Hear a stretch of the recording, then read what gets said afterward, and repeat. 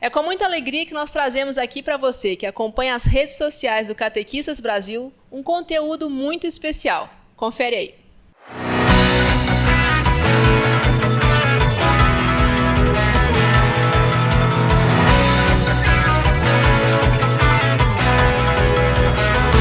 O nosso bate-papo agora é com o Wilson Braga, ele que veio trazer um tema muito importante aqui para o Catequistas Brasil. Seja muito bem-vindo, Wilson. Obrigado. É uma alegria tê-lo aqui. Eu queria que você falasse sobre o seu tema principal lá na palestra, que é a catequese inclusiva, algo tão importante nos tempos que estamos vivendo, né, e trazer esse tema para o público do evento. Exato. É um assunto cada vez mais pertinente, né, de debate e de reflexão, porque a gente ainda associa a inclusão à escola, né, e é um movimento que se aplica a todos os espaços onde a pessoa com deficiência, onde a pessoa com transtorno, com dificuldade, onde a pessoa humana, de ordem geral, no seu movimento diverso, vai estar e precisa ser bem compreendida nesse tipo de acesso. Eu gosto de dizer que inclusão não é apenas receber aquele que tem uma dificuldade, mas é fazer com que esse que foi recebido permaneça recebendo estímulos que possam trazer algum tipo de sucesso para ele. E quando a gente fala de inclusão da pessoa com deficiência num evento como esse, que está falando de formação de criança e adolescente, como o Catequese Brasil, é entender que esse sujeito vai estar onde ele quiser estar. E se eu vou estar onde eu quero estar, eu preciso que as pessoas que vão me receber estejam preparadas, no mínimo, para ter uma atitude de acolhimento. Porque a gente também ainda associa a inclusão à acessibilidade estrutural. A gente espera rampas, elevadores, portas largas, quando, na verdade, a maior barreira é de ordem atitudinal. Eu gosto de dizer que a gente não precisaria de nenhuma estrutura física. Bastava que as pessoas fossem pessoas com atitudes de acolhimento. Inclusão é um sentimento de pertencimento. Quando eu me sinto parte do ambiente onde eu estou, tudo pode fluir melhor. Mas, para isso, eu também preciso de conhecimento. Conversando com você há pouco tempo, a gente estava falando do volume de diagnósticos. E aí as pessoas se questionam, inclusive depois da palestra, muita gente veio me questionar, por que tem tanta criança com autismo, tanta criança com deficiência chegando em todos os espaços? Eu gosto de dizer que a gente não tem mais pessoas com deficiência. A gente tem hoje a possibilidade de estudar mais, de ler mais, e de pegar um assunto que até então era do cenário da saúde, para levar para todos os espaços. O autismo, a deficiência, a pessoa com TDAH, que é outro diagnóstico que merece uma atenção especial, inclusive é tema do meu próximo livro, que sai esse ano pela Paulinas, é também um assunto que precisa ser discutido, né? A pandemia trouxe uma outra reflexão. Por exemplo, a gente tinha até antes da pandemia uma estimativa de 2 milhões de brasileiros com autismo. Depois da pandemia, a gente passou para 4 milhões e 800 mil brasileiros com autismo. Em 1% da população mundial, passou a quase 3% de pessoas com autismo. Imagine o volume de outras deficiências e outros transtornos. Então, entender e discutir esse assunto, inclusão, seja inclusão escolar, inclusão social, inclusão socioeducacional, educação inclusiva, seja lá o nome que a gente possa dar, é entender que em todos os espaços onde você vai estar trabalhando, ofertando o seu serviço, vai chegar alguém que precisa desse acolhimento.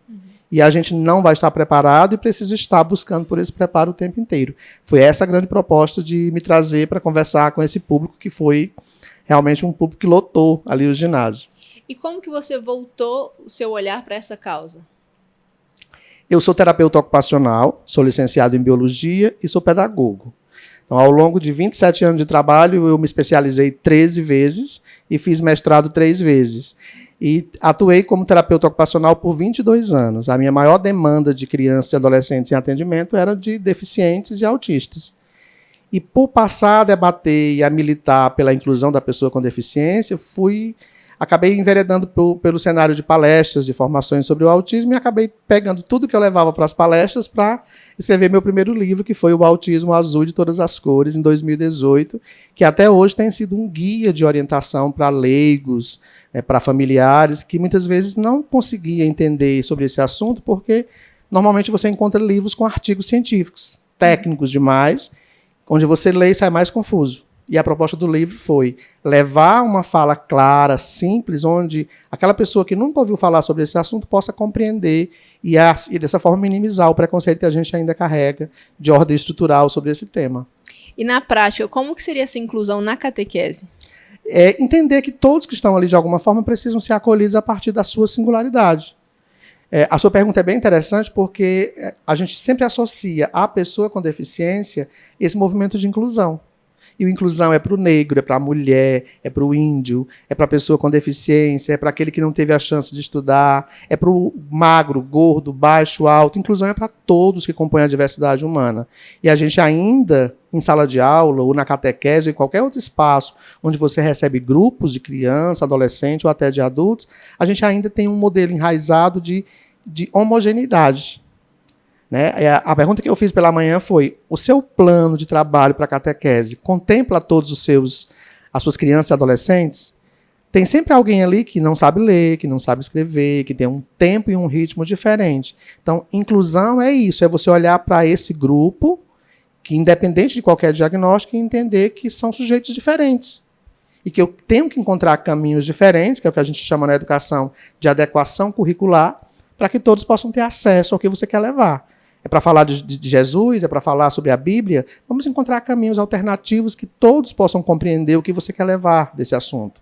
Não é um modelo pronto, onde aquele que não entende fica de fora, mas é um modelo que é flexível, onde eu posso ajustar de uma forma simples a esse que ainda não sabe ler, até de uma forma mais elaborada para aquele que tem um potencial elevado. Então, inclusão é a gente olhar para o todo e ver que nesse todo existem singularidades. Quando eu vou palestrar em escolas, eu pergunto sempre isso. Será que no dia do planejamento da aula, da atividade, da avaliação, a gente consegue lembrar que existe alguém na sala que não será contemplado com esse planejamento? A resposta é o silêncio. E aí eu respondo: não, a gente não lembra. Porque a gente faz a mesma aula, a mesma atividade e a mesma avaliação. A gente esqueceu ou negligenciou aquele sujeito que não será contemplado. E mesmo numa sala sem ninguém com deficiência, vai ficar sempre alguém de fora que não será contemplado por aquele plano. Então, inclusão é essa flexibilidade para tudo que eu vou fazer, ao ponto de que todos que estejam nos ouvindo ou nos assistindo possam compreender. Daí a gente tem vídeos com legendas, com intérpretes, né, da língua brasileira de sinais. Então, eu estou tentando levar o máximo possível de ferramentas acessíveis para que, do outro lado, as pessoas possam ter acesso, mesmo que mínimo, a essa informação trabalhada. Eu acho que o grande propósito da Paulinas, quando me convidou para falar aqui sobre esse assunto, é esse: de plantar essa semente em um grupo que trabalha com formação com criança e adolescente, dentro desse movimento religioso, para que a gente, no mínimo, se não conseguir ajudar quem tem dificuldade, a transformar essa geração numa geração diferente da nossa. Que cresça entendendo que existe uma diversidade, que essa diversidade precisa ser respeitada. A gente ainda está tentando incluir coisas simples, pessoas com dificuldades simples ou com características simples que nem é a deficiência. Esse com deficiência, a gente está falando da inclusão, porque foram negados direitos a esse sujeito por séculos. A gente fez a extinção, se matou pela deficiência, se segregou porque não era igual aos demais, né? Se tentou integrar esperando normalizar, até que a gente chega nesse movimento atual que é a educação inclusiva, onde todos estão juntos e misturados, cada um nas suas singularidades, mas que todos nós possamos respeitar o que é esse ser singular. Se a gente conseguir olhar para esse outro com atitude de acolhimento, a gente já fez um bom trabalho. Como você enxerga a grandiosidade de um tema desse, num evento tão grande como Catequistas Brasil? Eu acho que as pessoas vão voltar para as suas cidades com um outro olhar. Elas vão passar a receber as crianças que chegam com qualquer dificuldade de outra forma. A gente não veio ensinar o que é cada deficiência, porque isso é curso. É uma formação que eu dou em vários encontros.